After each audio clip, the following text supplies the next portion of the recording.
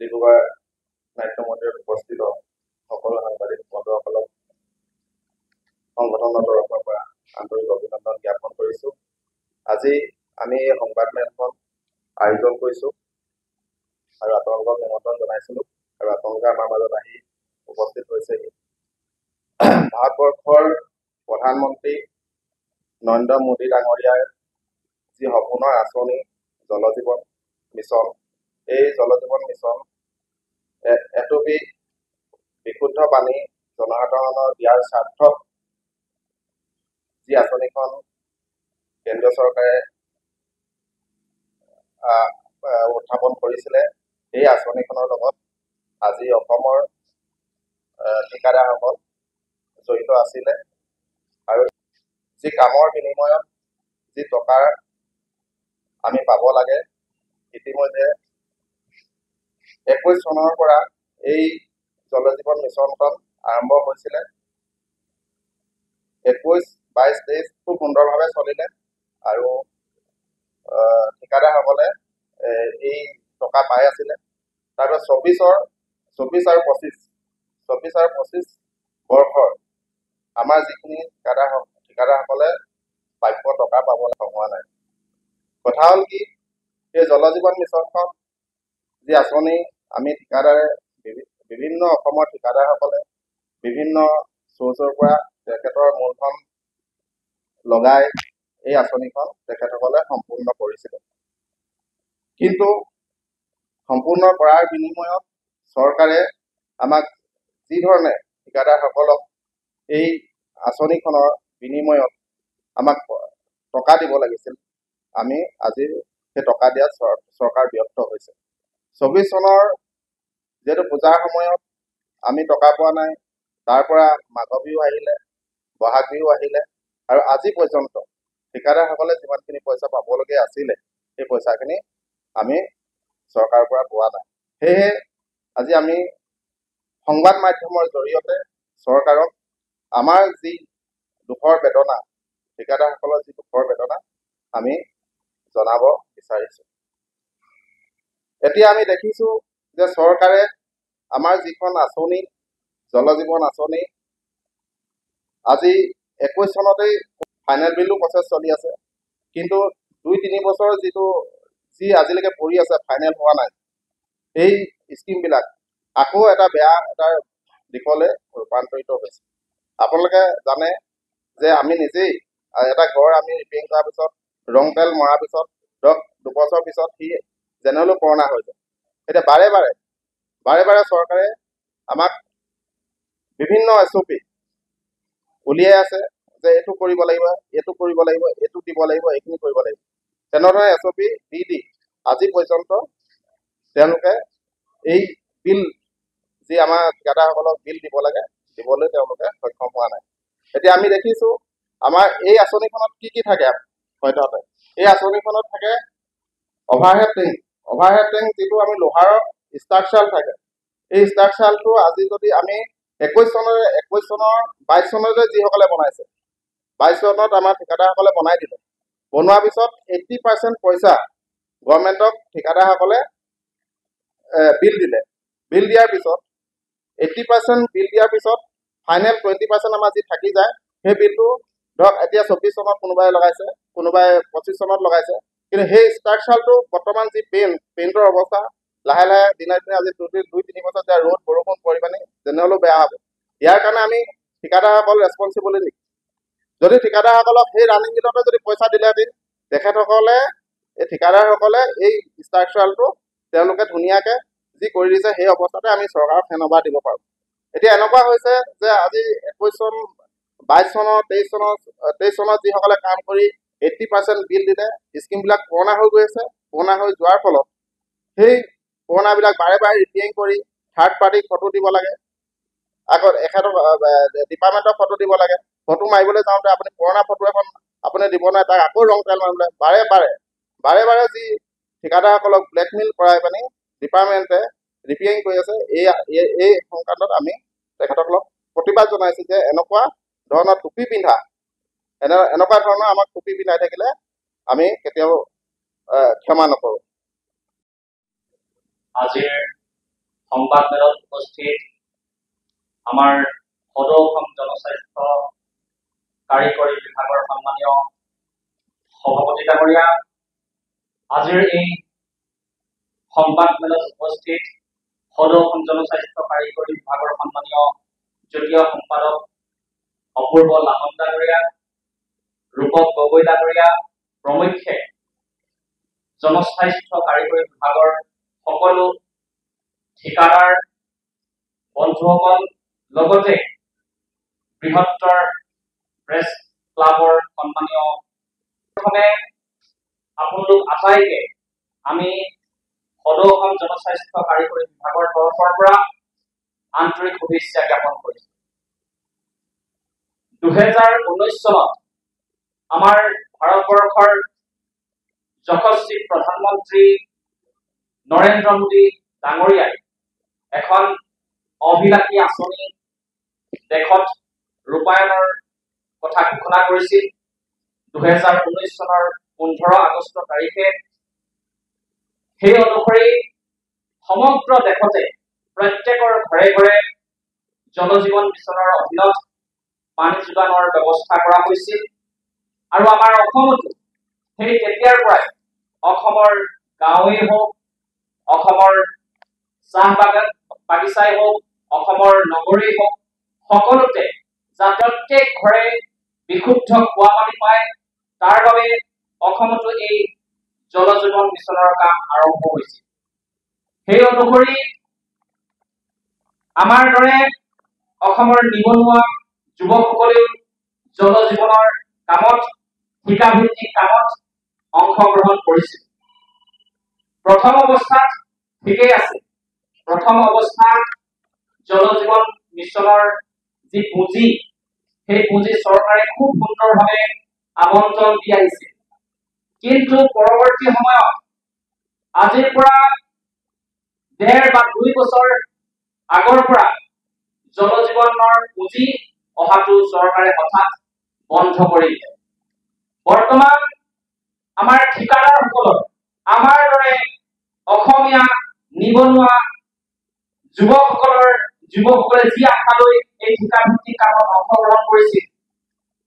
তেওঁলোকে জল জীৱন মিছনৰ পুঁজি হঠাৎ বন্ধ কৰি দিলে। বৰ্তমান সময়ত আমাৰ ঠিকাদাৰসকলৰ হাহাকাৰ অৱস্থা।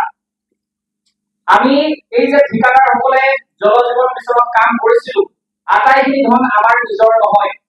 আমাৰ বৰ্তমানে সামগ্ৰী যোগানকাৰী বৰ্তমান এতিয়াও ধন আদায় দিবলৈ বাকী আছে। আমাৰ বহুতেই এইসকল ঠিকাদাৰে বহুতেই বেংকৰ ঋণ লৈ আমি এই ঠিকাভিত্তিক কামত আগবাঢ়িছিলো। বৰ্তমান আমি সেই ঋণৰ সুদ পৰিশোধ কৰিব পৰা অৱস্থাত নাই। বৰ্তমান আমাৰ ভৰি তলৰ মাটি হেৰাও। তৎসত্বেও আমি বাৰম্বাৰ চৰকাৰক অনুৰোধ কৰি আছো, আমি অসম চৰকাৰক, কেন্দ্ৰীয় চৰকাৰক অনুৰোধ কৰি আছো, দাবী জনাই আছো যাতে আমাৰ জল জীৱন মিছনৰ পুঁজিৰ ধন সোনকালে আবণ্টন দিয়ক।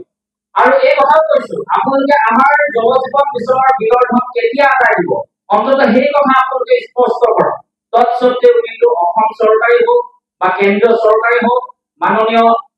আমাৰ মুখ্যমন্ত্ৰী ডাঙৰীয়া হওক, মাননীয় আমাৰ জনস্বাস্থ্য কাৰিকৰী বিভাগৰ মন্ত্ৰী জয়ন্ত মল্ল ডাঙৰীয়া হওক, তেওঁলোকে কিন্তু কোনো ধৰণৰ সদুত্তৰ দিয়া নাই। আৰু জনস্বাস্থ্য কাৰিকৰী বিভাগৰ এই পুঁজিৰ ধন কেতিয়া আবণ্টন দিব, সেই কথা কিন্তু আজিলৈ স্পষ্ট কৰা নাই। এটা কথা আমি ক'ব খুজিছো আপোনালোকৰ আজি এই সংবাদ মাধ্যমৰ যোগেদি, যি সময়ত অসমত ভয়াৱহ নিবনুৱা সমস্যাই দেখা দিছে, সেই সময়ত আমাৰ অসমৰ বহুতো নিবনুৱা যুৱকে, সেয়া অকল মই ক'ব খোজা নাই যে যথেষ্ট সংখ্যক, আপোনালোকে লক্ষ্য কৰিলে দেখিব বিজেপিয়ে বহুত সমৰ্থন কৰা বা বিজেপি দলৰে বহুত যুৱক আজি এই জল জীৱন মিছনত জড়িত হৈ আছে। কিন্তু আমি নিজেই স্বাৱলম্বী হ'ব খোজা এই যুৱকসকলক আজি যেন পংগু কৰিব খোজা হৈছে। আমি নিজৰ লগতে 10 জনক সংস্থাপন দিব খোজা এই যুৱকসকলক আজি যেন কঁকাল ভাঙি দিব খুজিছে, তেনেকুৱা ধৰণৰ আজি অৱস্থা হৈ পৰিছে। গতিকে আমি মাননীয় মুখ্যমন্ত্ৰী ডাঙৰীয়াক আমি অনুৰোধ জনাব খুজিছো আজি সংবাদমেলৰ জৰিয়তে যাতে অতি শীঘ্ৰে যিসকল পেন্ডিং বিল আছে অতি শীঘ্ৰে মুখ্যমন্ত্ৰী ডাঙৰীয়াই এক সঠিক সিদ্ধান্ত লৈ আজি আমি গম পাইছো আজি হলনৰ মজিয়াত জল জীৱন মিছনৰ অন্তৰ্গত এক আলোচনা হ'ব গতিকে আজি আমি এই সংবাদমেলৰ জৰিয়তে আমি মুখ্যমন্ত্ৰী ডাঙৰীয়ালৈ আমি আহ্বান জনাব খুজিছো যাতে হলনত এই ঠিকাদাৰসকলৰ পক্ষত যাতে এক বলিষ্ঠ সিদ্ধান্ত গ্ৰহণ কৰে আজি আমি অকল এই ঠিকাদাৰসকলে ভুক্তভোগী নহয় আমাৰ এই ঠিকাদাৰসকলৰ লগতে ভালে সংখ্যক যুৱক ইয়াতে সংস্থাপনহীনতাৰ আশংকাত ভুগিছে আমাৰ লগতে বিভিন্ন অভিযন্তাই কাম কৰি আছে জেই হওক বিএ হওক বা বিভিন্ন সুপাৰভাইজাৰে হওক মিস্ত্ৰীয়ে হওক যোগালীয়ে হওক এজন ঠিকাদাৰ লগত অন্ততঃ 20 জনৰ পৰা আৰম্ভ কৰি 150 জনলৈকে যুৱকে কাম কৰি আছে কিন্তু আজি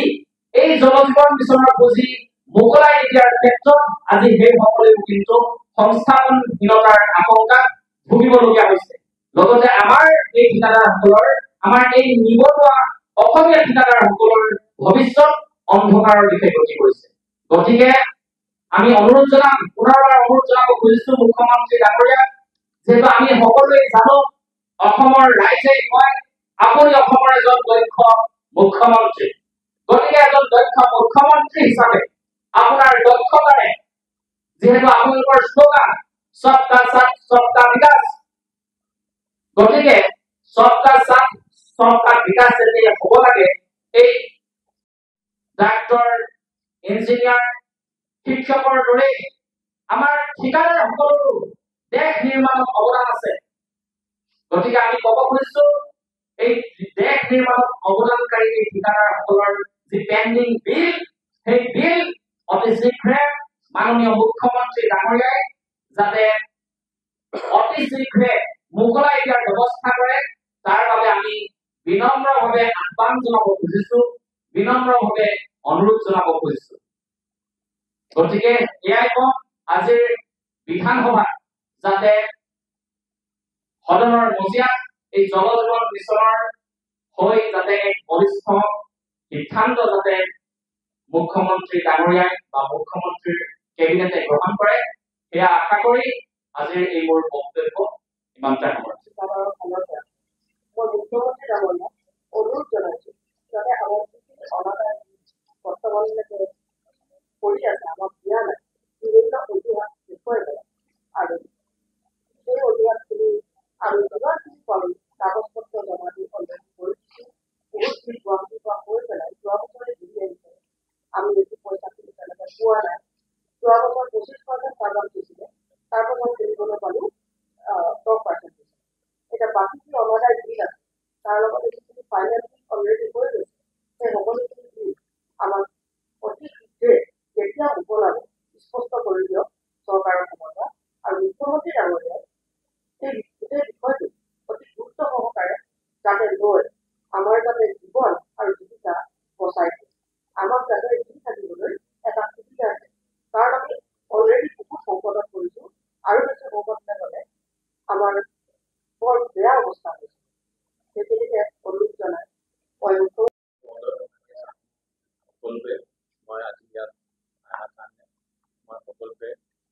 মই ধন্যবাদ জনাইছোঁ যে সময় লগাই ইয়াত আমাৰ দুখ অনুভূতিবিলাক দিবৰ কাৰণে আৰু আপোনালোকে প্ৰচাৰ কৰিব বুলি প্ৰচাৰ কৰিব বুলি মই আশা কৰোঁ আৰু মোৰ সকলো ঠিকাদাৰ বন্ধুসকল আৰু মোৰ নগৰ ছেক্ৰেটাৰী প্ৰেচিডেণ্ট আৰু এইবোৰে বহুত কষ্ট কৰিছে এইখিনি আগবঢ়াবৰ কাৰণে আৰু আজি 2-3 দিনৰ পৰা তেওঁ বহুত চেষ্টা কৰিছে আৰু মই এইটোৱে কথা কওঁ যে আমাৰ মুখ্যমন্ত্ৰী মহোদয় আমাৰ কথাখিনি ভালকৈ চিন্তা কৰক নহ'লে আমাৰ ল'ৰা ছোৱালী আৰু ঘৰ বাৰী আমাৰ নথকা হ'ব আৰু ল'ৰাবিলাক আমি একো কাম কৰিব পৰা নাই আমাৰ ওচৰত পইচা নাই ঠিকাদাৰবিলাকৰ বজাৰ কৰিবলৈও মানে ঘৰৰ বস্তু আনি দিবলৈও আমাৰ ঠিকাদাৰৰ এতিয়া চব বেংকৰ ঋণ পইচা চব লগাই দিলে আৰু নিজৰ পুঁজি যিটো আছিলে জেবৰ সেই পইচাখিনিও লগাই দিলে তো মই আমাৰ অলপ মুখ্যমন্ত্ৰী মহোদয় মই অনুৰোধ কৰিছোঁ যে আপুনি অতি সোনকালে যাৰ যিমান বিল আছে সম্পূৰ্ণ দিয়ে যায় এই পাৰ্চেণ্টেজ পাই দিলে আমাৰ বেংকৰ ঋণো মাৰিব নোৱাৰোঁ আৰু যাত্ৰাটোত যিটো আমাৰ ধাৰ দিবলৈ আছে সেই ধাৰখিনিও মাৰিব নোৱাৰোঁ সেইকাৰণে যিমান আমাৰ যাৰ পাৰ্চেণ্টেজৰ বিল আছে আৰু ফাইনেন্স বিল আছে সকলোকে মুকলি কৰি দিয়ে মই তেওঁ অনুৰোধ কৰিছোঁ তেওঁ আমাৰ অসমৰ এজন গৰাকী হয় আৰু অসমখন চলাইছে তেওঁ আমাৰ ফালেও আমাৰ ঠিকাদাৰ বন্ধুসকল ফালে চকু দিব লাগে মই এই কৈ বহুত